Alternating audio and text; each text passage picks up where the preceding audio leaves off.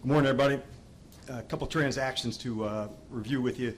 So, first one, John Newton will be able to, he got cleared yesterday, scans, doctor, all the good stuff to go. So he'll begin an individual process. You won't see him in some of the teamwork today like we had discussed yesterday, but we'll follow along that process. But that was some great news. He has absolutely busted his ass to do everything he can to get ready. So what a great sign for him. On a second transaction, FA will be on PUP as he's still coming back from his injury and making progress, but that's how we'll start the camp.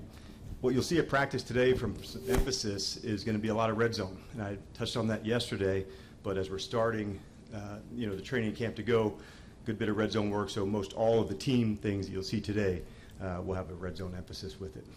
And with all that, glad to open up to you guys. Hey, Dan, with Johnny, how much has this helped him be able to come off right away because he missed so much of the spring, and what are the plans for him moving forward? One, we're pleased that it was now. In my head, I thought it would be later, but just because of the progress he made, we were able to speed some of that up, so that was good to see.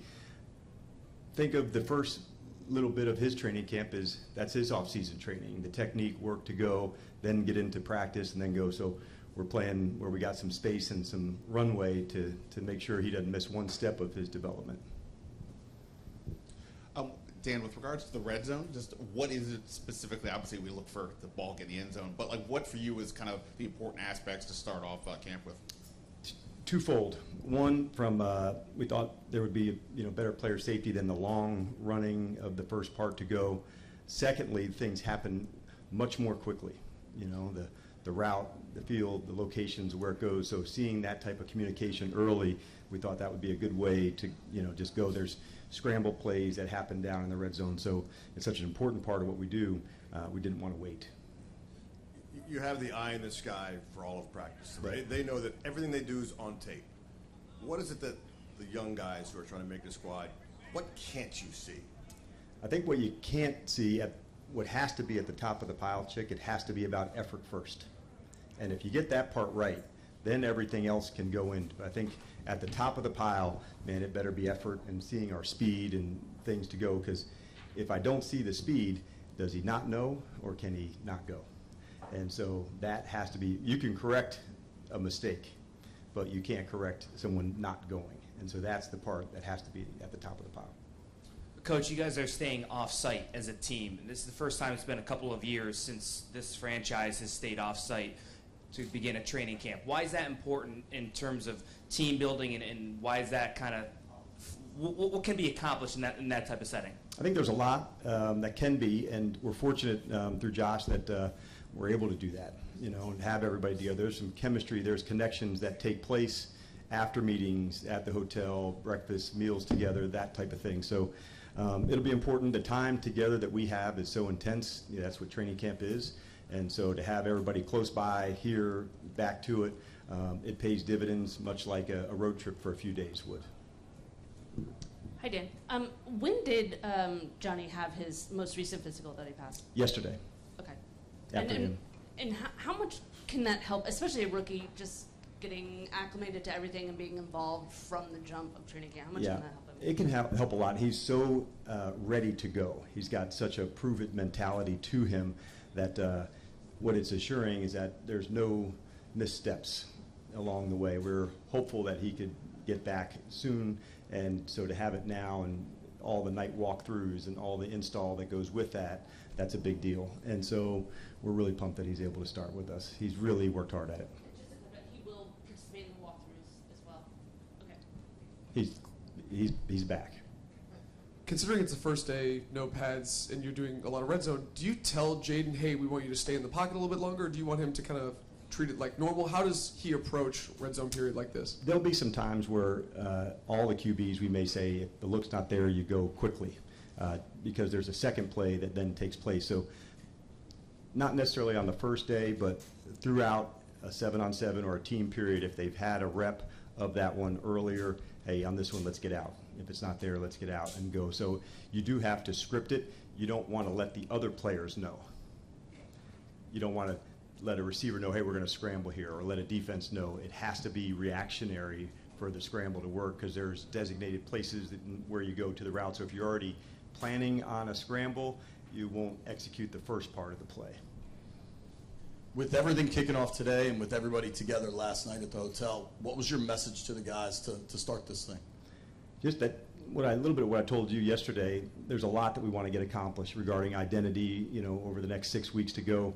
And that type of work and championship standards and everything that we do, knowing that it'll be challenging and it'll be tough and demanding, but it's also going to be a blast and we're going to have a great time. So those two things can go together. Their connection will be what makes it. It's not an offense or a defense or special teams. We're one group. We compete hard with one another, but at the end of it, we're all competing for the same team. And so always remembering that too. And you've coached against Zach Ertz for a long time. What do you expect him at this age to bring to this group?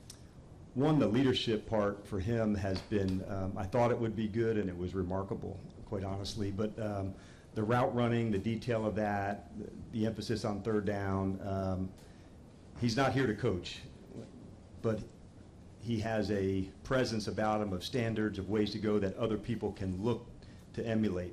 And then past that, in the passing game, he has a very good awareness how to play zone, how to play man, the nuances of a route. So I've been very pleased with what I've seen so far. Hey, Dan, as a defensive guy, how big a deal is it to generate a pass rush and find different ways to generate that? This team didn't necessarily do that all that well last year. Yeah, affecting the quarterback has to be at the top of what you want to do defensively, right behind, taking the ball away and tackling well.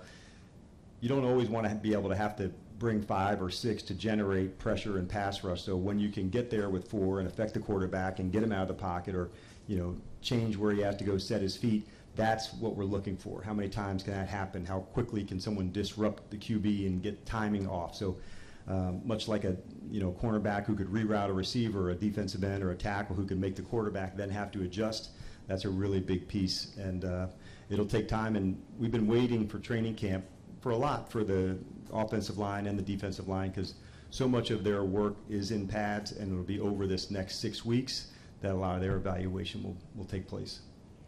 Hi, Coach. With everyone staying off-site together, with everyone reporting yesterday, what has the energy been like from the players, and what has their reaction been like as you embark on this period?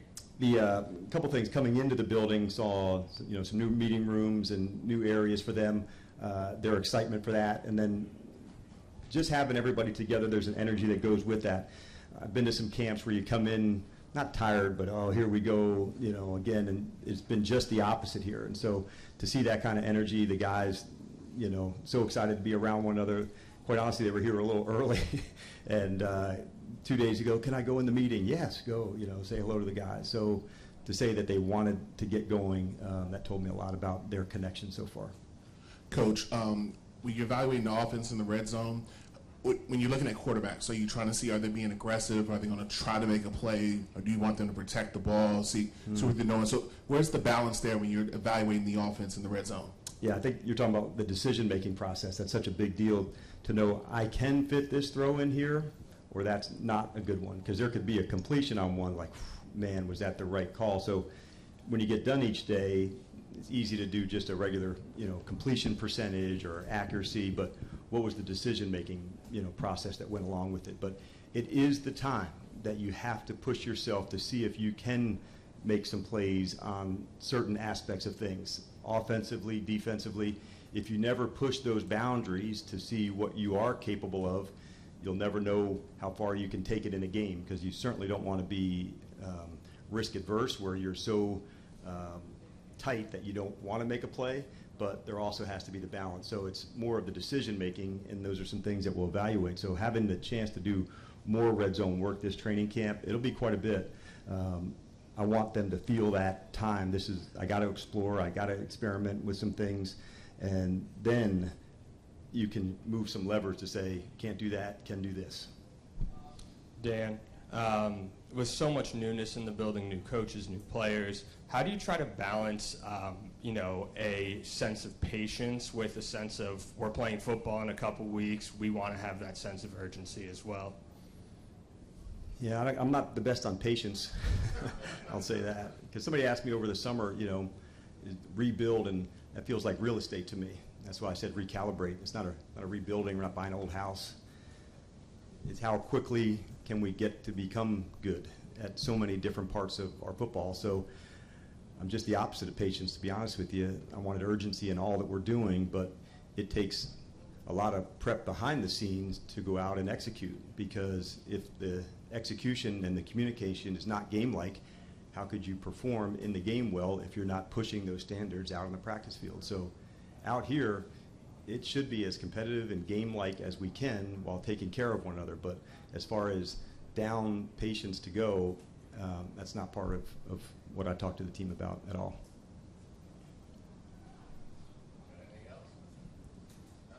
Hi, Coach. With Fox 5, what secrets from the Cowboys did you share? I'm just kidding. Quick question, similar to the previous one, having to do with fans saying they want to see a lot of wins, they want to see the team gel quickly.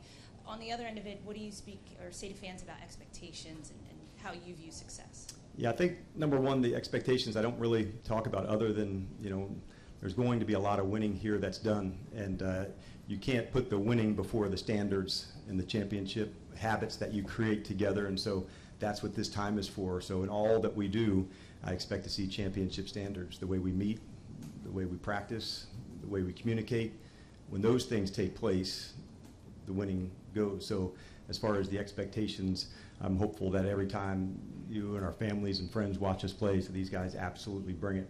And that part of our energy, if we get that right, and championship standards and the execution, you know, the wins will take care of themselves. But there's so many things right now that I want to get accomplished with identity. We'll talk about that later.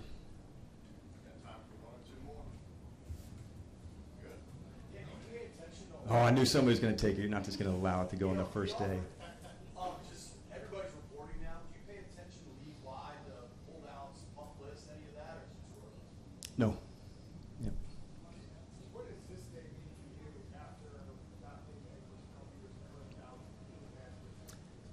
Well, I'd say, like, starting something anew, there's an energy that goes with that. And so to be able to do it with the people here and already, you know, in a short amount of time to have a connection build that usually would have taken much longer, there's a lot of excitement for that, because I have a lot of belief in the people in a short amount of time to see what that can be. So yeah, there's a lot of excitement, and putting something together with people that you really care about, it's as fun as you could ever think. So this is absolutely the right spot and the right place with the right people, so let's go let it rip.